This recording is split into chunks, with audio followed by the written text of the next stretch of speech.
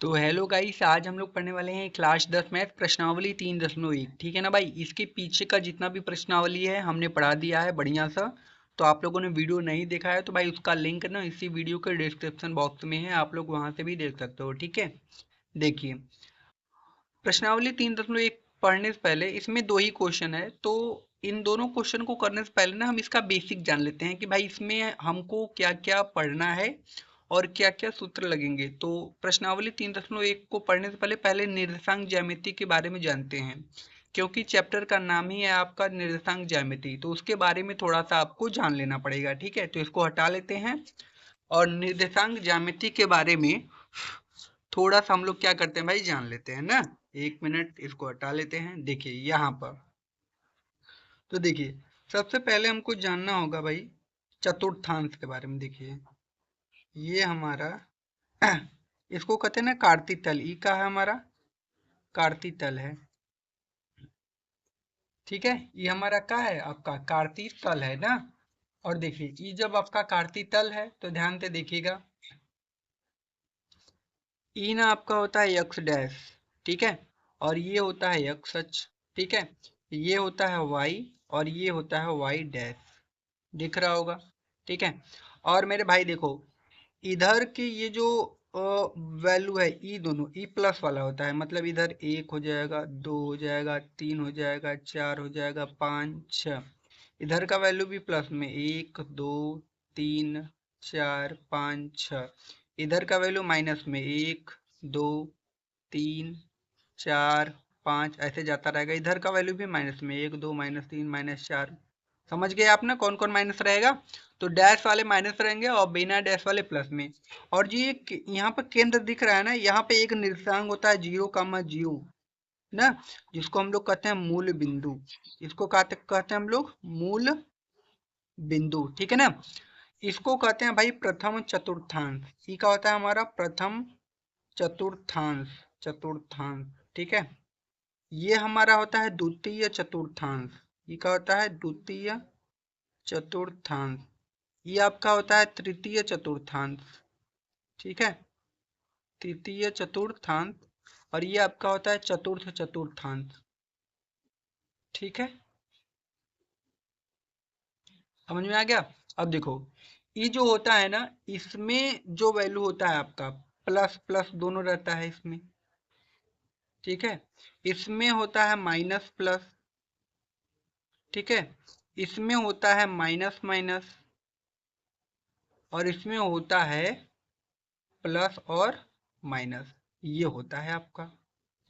ठीक है, और देखो ये जो यक्स अक्ष है ना, सबसे पहले अगर हमको किसी का वैल्यू लिखना होगा तो हम यक्स अक्ष का लिखते हैं, यक्स अक्ष। उसके बाद वाई अक्ष। ठीक है, इस यक्स अक्ष को कहते हैं भुज। क्या कहते हैं भुज। और वाई अक्ष को कहते हैं कोटि। ठीक है, तो इतना बेसिक आपको आना चाहिए, अगर इतना आता है तो काम कर लोगे। ठीक है और देखो थोड़ा सा मैं थोड़ा सा आपको और समझा दूं। जैसे मान लीजिए कि यहाँ पर आपने क्या किया है,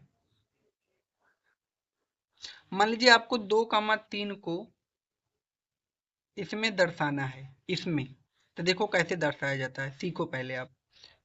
इधर एक दो तीन चार रहेगा, इधर एक दो तीन चार पाँच इधर रहेगा, इधर माइनस वाला रहेगा, और इधर 0,0 मूल बिंदु रहेगा। ठीक है, अब देखो मेरे भाई ई 2,3 है ना, तो पहले यक्स अक्ष है, ई का है यक्स अक्ष है और ई का है वाई अक्ष है। ठीक है ना, तो पहले यक्स अक्ष का मान देखो, यक्स अक्ष पर प्लस में जाना है दो, तो दो यहाँ पर आओगे। ठीक है, फिर इसके बाद वाई अक्ष पर कितना जाना है तीन, तो देखो ई वाई अक्ष है, ऊपर वाला वाई अक्ष, ई का है एक्स अक्ष।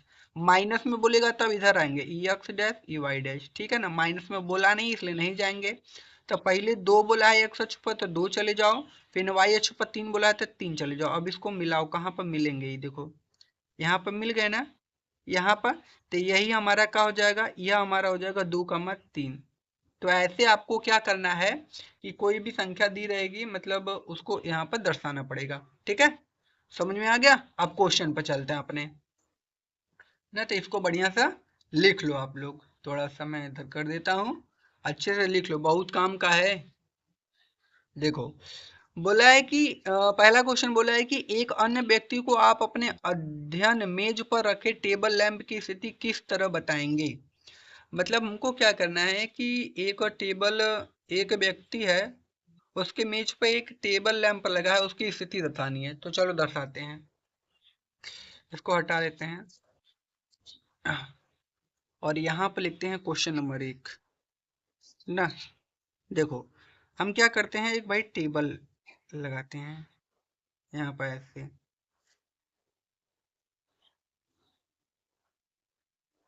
ना, और मान लो कि ये लैंप जो है यहाँ है, लैंप यहाँ है, टेबल है, ई का हमारा, इसको मान लो मूल बिंदु 0, 0 है। तो आप कहोगे सर इधर प्लस वाले रहेंगे, 1 2 3 4 5 6, ऐसे भी इधर 1 2 3 4 5 ऐसे जाता रहेगा। ठीक है, ठीक है। अब देखो ये लैंप है, इसकी स्थिति हमको दर्शानी है, तो पहले हमको जाना है एक्स अक्ष पर। देखो ये कहाँ पे इधर मिलेगा, इधर मिलेगा ये कहीं 4 पर, ऐसे मिला देना। इधर भी कितना पे मिलेगा आपका, 4 पर, ठीक है ना। तो लैंप की स्थिति अगर आपको निकालनी है, लैंप की स्थिति, ठीक है, तो कितना आ जाएगा, 4, 4 ना। एक्स अक्ष पर भी 4 और वाई अक्ष पर भी 4। देखो इसका आंसर बहुत आ सकता है, ठीक है ना। अगर कोई यहाँ रखेगा तो उसका अलग आंसर आएगा, कोई यहाँ रखेगा तो उसका अलग आंसर आएगा। तो इसका कुछ भी आप लिख सकते हो, आंसर सब सही होगा, ठीक है ना। अलग अलग इसको जो भी हल कराएगा तो सबका अलग अलग आंसर आएगा।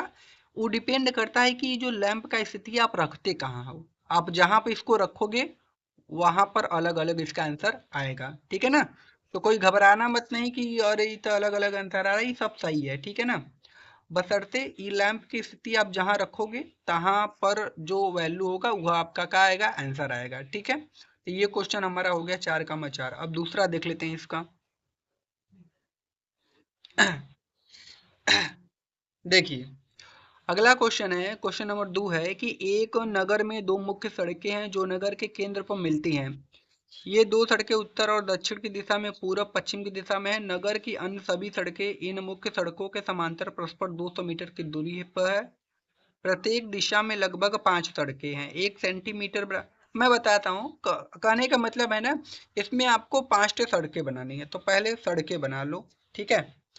तो मैं बना लेता हूँ, देखो यहाँ पर ऐसे सड़कें बना लो, एक ना, एक सड़क ये हो गई, ये दूसरी सड़क हो गई, ये तीसरी सड़क, ये चौथी, और ये पांचवी। 5 हो गया ना, 1 2 3 4 5, हाँ। अब 5 छेद इधर भी बनाओ, एक सड़क, और ये दूसरी सड़क, ये तीसरी, ये चौथी आपकी, ये पांचवी सड़क बन गई आपकी। ऐसे इसको मान लेना मूल बिंदु 0, इसको 0 मान ला, ठीक है ना। इसको मानना 1, इसको मानना 2, इसको मानना 3, इसको मानना 4, इसको 5, ठीक है।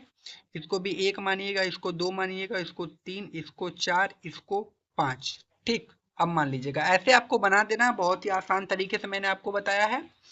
अब देखिए आगे क्या बोला है, इसके बीच का जो परस्पर दूरी है वो 200 मीटर है। एक एक सड़क के बीच का जो दूरी है ना वो 200 मीटर है, तो उससे हमसे ज्यादा मतलब नहीं है। अब देखिए डायरेक्ट क्वेश्चन पाते हैं। अपने मॉडल में एक दूसरे को काटती हुई अनेक क्रॉस स्ट्रीटें, मतलब चौराहे हो सकती हैं, सही बात है, मतलब चौराहे एक दूसरे को कट बहुत कर रही हैं। एक विशेष क्रॉस स्ट्रीट दो सड़कों से बनी है, जिनमें से एक उत्तर की दिशा में जाती है और दूसरी पूर्व पश्चिम की दिशा में जाती है। ये सब फालतू है। प्रत्येक क्रॉस स्ट्रीट का निर्देशन इस प्रकार किया जाता है कि यदि दूसरी सड़क उत्तर दिशा में जाती है और पांचवी सड़क पूर्व पश्चिम दिशा में जाती है तो एक क्रॉसिंग पर मिलती है, तब इसे हम क्रॉस स्ट्रीट 2, 5 कहेंगे। इसी प्रकार देखिए 2, 5 कहाँ पर होगा, देखिए एक्स अक्ष पर आपको जाना है 2, देखो यहाँ पर 2 है, और वाई अक्ष पर जाना है आपको 5, यहाँ पर देखिए 2, 5 नहीं यहाँ पर होगा, ये आपका 2, 5 है। यह बोला है कि 2, 5 मिलती है, तो ये आपका है 2, 5, क्या है कि एक्स अक्ष पर 2, ये एक्स अक्ष है, ये का है वाई अक्ष। तो पहले एक्स अक्ष वाला निर्देशांक लेना होता है। तो ये 2,5 है। अब देखिए क्वेश्चन हमसे बोला है इधर दूसरा क्वेश्चन, कितनी क्रॉस स्ट्रीटों को 4,3 माना जा सकता है। तो देखिए पहले 4,3 कहाँ है, तो देखिए 4,3 तो एक्स अक्ष पर 4, 4 यहाँ है एक्स अक्ष पर, और वाई अक्ष पर 3, तो वाई अक्ष पर 3, ये मिलेंगे कहाँ, ये यहाँ से जाएगा, यहाँ से यहाँ पर मिल जाएंगे ना। तो ये कितना होगा 4,3, तो कितनी चार क्रॉस स्ट्रीटों को 4,3 माना जाएगा, तो केवल एक, काहे कि एक का होगा ना 4,3 भाई। तो लिख दीजिएगा केवल एक क्रॉस स्ट्रीटों को 4,3 माना जा सकता है। ठीक है ना।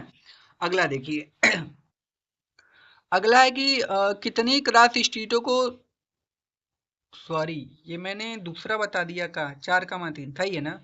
अब कितनी क्रॉस स्ट्रीटों को 3,4 माना जा सकता है, उसमें 4,3 था, अब 3,4 है। तो 3,4 पे क्या होगा कि पहले एक्स अक्ष पर आपको 3 जाना है ना, तो ये देखो एक्स अक्ष है वहां पर 3 है ना।